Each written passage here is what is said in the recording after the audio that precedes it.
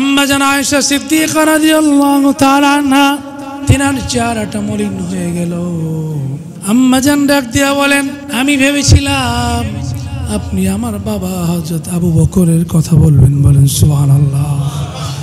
রাহমাতুল লিল আলামিন ডাক দিয়া বলে, আয়েশা,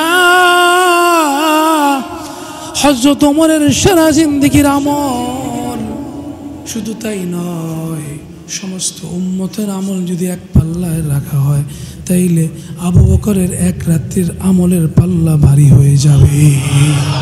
চিৎকার দিয়ে বলেন সুবহানাল্লাহ। জ্যোৎস্নারা, পূর্ণিমার চাঁদ, আকাশে নক্ষত্র ঝিলমিল করতেছে, আল্লাহ রসুল বাইরে বসা, আম্মাজান সঙ্গে। বলেন না সুবহানাল্লাহ।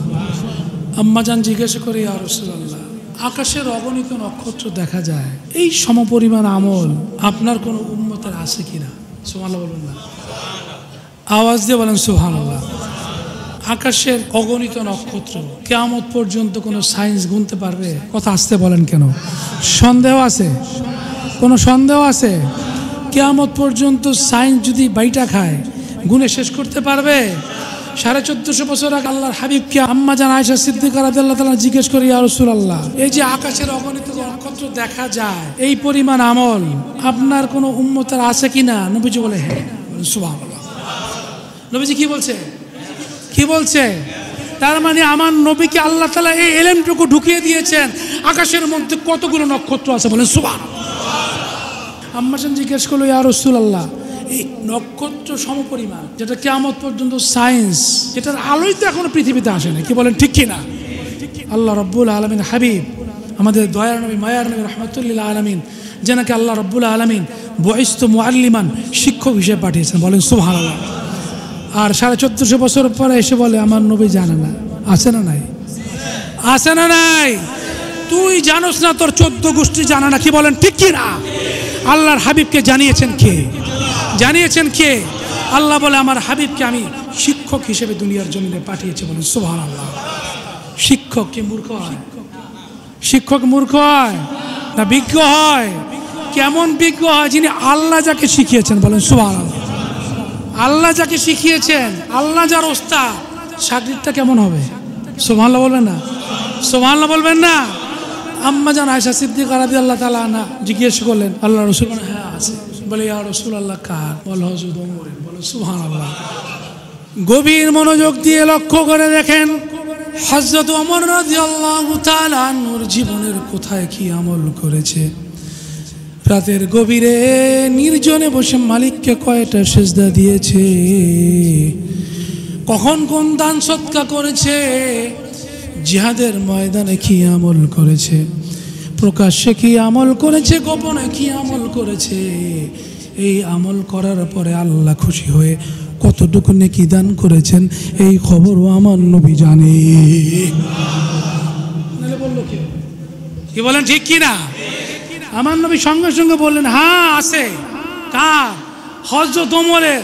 ইয়া রাসূলুল্লাহ, হযরত ওমর রাদিয়াল্লাহু তাআলা ইসলাম গ্রহণ করার পরে কোথায় কোন আমল করছে, রাতের গভীরে কোনটা করছে, দিনের আলোতে কোনটা করছে, প্রকাশ্যে কোনটা করছে, গোপনে কোনটা করছে, মনে মনে কোনটা করছে, কোনটা কবুল হয়েছে, কতটুকু নেক লেখা হয়েছে, ইয়া রাসূলুল্লাহ আপনি বলে দিলেন। বলে, আল্লাহ আমাকে জানিয়েছে। বলেন সুবহানাল্লাহ। আমার নবী জানে কি জানে না? জানে কি জানে না? জানিয়েছেন কে? আমার নবী বলে দিলেন। হযরত ওমরের আমল ঘটনা শুনবেন, একবার চিন্তা করবেন সারা জীবন। কি বলেন ঠিক কি না? খালি হাদিস শুনছেন, চিন্তা তো করেন নাই। আমার নবী যে বললেন নক্ষত্রের সমপরিমাণ, কিভাবে বললেন? নিশ্চয়ই সমস্ত নক্ষত্রে এলেন আমার নবীর কলবের মধ্যে আল্লাহ ঢুকিয়েছেন। বলেন সুবহানাল্লাহ। ওমর রাদিয়াল্লাহু আনহু সারা জীবন কি আমল করছে, আমি রাতের বেলা কি আমল করছি আপনারা জানেন? আমার স্ত্রী তো জানে না, সে আমার ঘরে থাকে, সেই তো জানে না। এটা জানলেও সে কি জানে আমাকে কতটুকু রিওয়া, কতটুকু আজর দেওয়া হয়েছে? জানে কোনটা কবুল হয়েছে, কোনটা হয় নাই? পৃথিবীর কেউ জানে? নবীজি বলেন, হ্যাঁ, এই ইলম আল্লাহ আমাকে দিয়েছেন। বলেন সুবহানাল্লাহ। ওমরের আমল যদি এক পাল্লা রাখা হয়, ওমরের আমলের গণনা যদি করা হয়, এটা এত পরিমাণে হবে, এই আমলের গণনা এত পরিমাণ হবে, এই আকাশের নক্ষত্রের চাইতে আরো বেশি। বলেন সুবহানাল্লাহ। আম্মা জান আয়েশা সিদ্দিকা রাদিয়াল্লাহু তাআলা আনহা তিনার চেহারাটা মলিন হয়ে গেল। নবীজি ডাক দিয়া বলে, আপনি কি চেহারা কেন মলিন দেখা যায়? আম্মাজান ডাক দিয়া বলেন, আমি ভেবেছিলাম আপনি আমার বাবা হযরত আবু বকরের কথা বলবেন। বলেন সুবহানাল্লাহ। রাহমাতুল লিল আলামিন ডাক দিয়া বলে, আয়েশা, হযরত ওমরের সারা জিন্দেগির আমল, শুধু তাই নয় সমস্ত উম্মতের আমল যদি এক পাল্লায় রাখা হয় তাইলে আবু বকরের এক রাত্রির আমলের পাল্লা ভারী হয়ে যাবে। চিৎকার দিয়ে বলেন সুবহানাল্লাহ। ঘটনা আমি এমনি বলি নাই। মিজান কিভাবে কায়েম করা হবে? মিজান পাল্লা। মিজানটা কি? ওজন। ওজন কি? ওজন। একটু খেয়াল করে দেখেন, ওইদিকে নক্ষত্র সমপরিমাণ আমল একজনের আমল আল্লাহর হাবিব জানিয়ে দিলেন যে ওমরের এত আমল হবে, সেটা অগণিত আকাশের নক্ষত্র সমপরিমাণ। আর হযরত ওমরের আমল সহ ১৬ লক্ষ সাহাবী। বলেন না সুবহানাল্লাহ। তাবেঈন, তাবেঈন, আইম্মা মুজতাহিদিন, সালফে সালিহিন, গাউস, কুতুবুল আবদাল, পীর মাশায়েখ, কিয়ামত পর্যন্ত যারা আসবেন প্রত্যেকের আমল গুলো এক পাল্লায় রাখো, আর আমার আবু বকরের একটা রাতের আমল, এই পাল্লাটা ভারী হয়ে যাবে। সুবহানাল্লাহ। ইয়া রাসূলুল্লাহ, সেই আমলটা কি আমল? আমি জানতে চাই আপনাদের কাছে, আপনারা কে কোন সিরাতের কিতাবে পাইছেন যে আবু বকর রাদিয়াল্লাহু তাআলা আনহু গারে সুরে আমার নবীর সাথে 3টা রাত্র ছিল? কয়টা রাত্র? কয়টা রাত্র?